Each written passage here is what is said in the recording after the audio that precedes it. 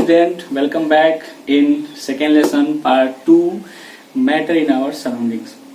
हमने पिछली बार जो है मैटर, उसके एग्जांपल्स और रॉबर्ट ब्राउन एक्सपेरिमेंट के बारे में पढ़ा था, पर अभी हम बात करेंगे characteristics of particles of matter.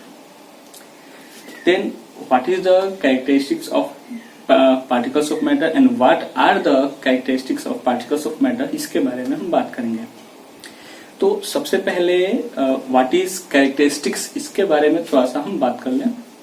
तो कैरेक्टरिस्टिक्स का मतलब होता है विशेषता, एक तरह से हम कह सकते हैं, यानी कि मैटर जिस पार्टिकल से मिलकर बना है, ठीक है, मैटर जिस पार्टिकल से मिलकर बना है उन पार्टिकल्स की क्या विशेषता है उसके बारे में हम बात करेंगे। तो इस बार कुछ नए तरीके से मैं आप लोगों को समझाऊंगा characteristics of particles of matter के बारे में। तो जो हमारा पहला जो पॉइंट है, there is one question, what are the characteristics of particles of matter. तो there are 4 characteristics of particles of matter, हम कह सकते हैं 4 होते हैं।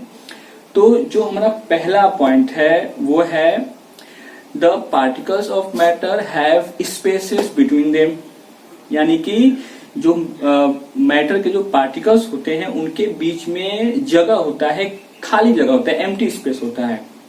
जो सेकेंड पॉइंट है हमारा वो है matter, particles of matter are constantly moving, यानी कि जो मैटर के पार्टिकल्स हैं वो हमेशा रैंडमली मोशन करते रहते हैं। और जो थर्ड पॉइंट है वो है particles of matter attract each other, means जो मैटर के पार्टिकल्स हैं वो एक दूसरे को अट्रैक्ट करते हैं, यानी कि उन पार्टिकल्स के बीच में एक फोर्स होता है। उस फोर्स के बारे में भी हम पढ़ेंगे, उस फोर्स को क्या बोलते हैं, कितने प्रकार का होता है, उसके बारे में पढ़ेंगे। और जो लास्ट पॉइंट है हमारा characteristics of particles of matter का, वो है the particles of matter are very very small.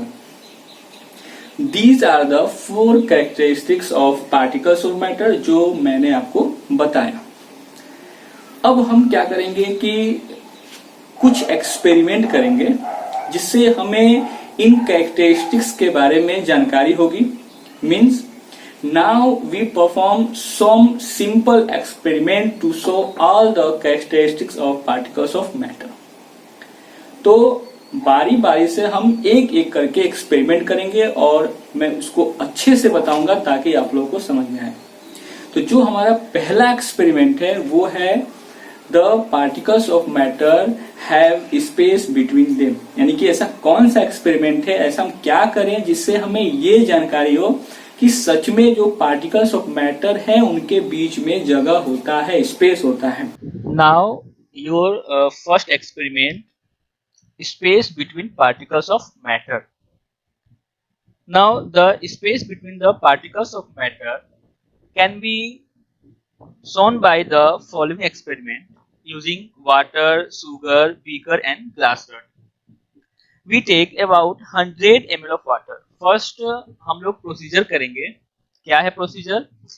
We take about 100 ml of water in a beaker.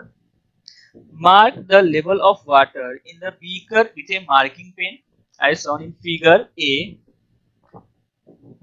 Also take 50 gram of sugar.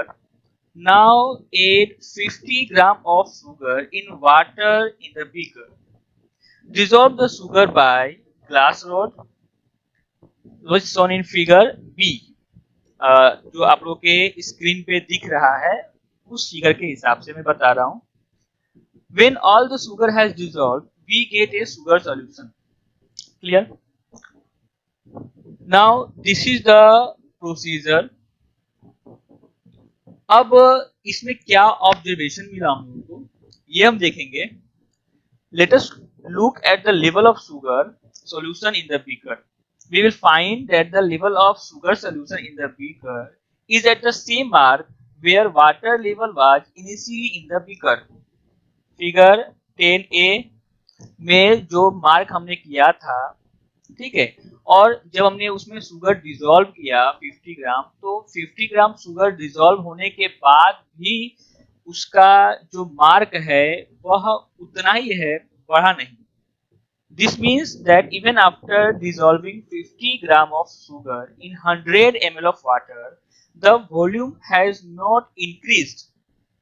This can be explained by assuming that the particles of water have some space between them.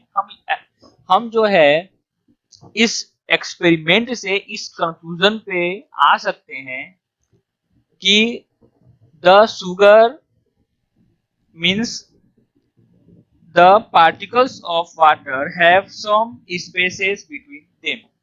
ये था हमारा पहला experiment, और जो दूसरा मैंने बताया वो था आप लोग को समझने के लिए, जो हम लोग लैब में करते हैं, जो हम लोग एक्सपेरिमेंट लैब में करते हैं उसको मैंने आपको स्क्रीन पे करते हुए दिखाया, तो आप लोग को समझ में तो बिल्कुल आ ही गया होगा।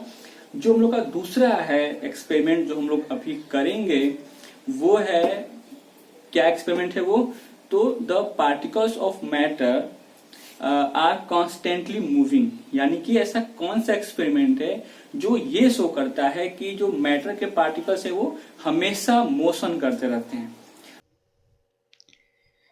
We said that the particles of matter are continuously moving. We will do a simple activity to prove this statement. Take one beaker and fill it about half in water. Now take some crystal of potassium permanganate and drop them into the beaker. Now let the beaker undisturbed for half an hour. After half an hour, what do you observe?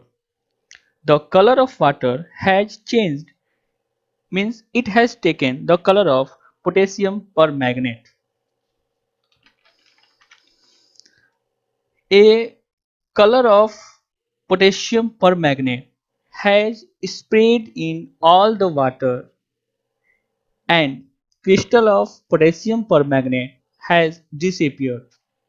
Now why and how KMNO4 has spread by itself? To know this, let us see what has happened at the particle level.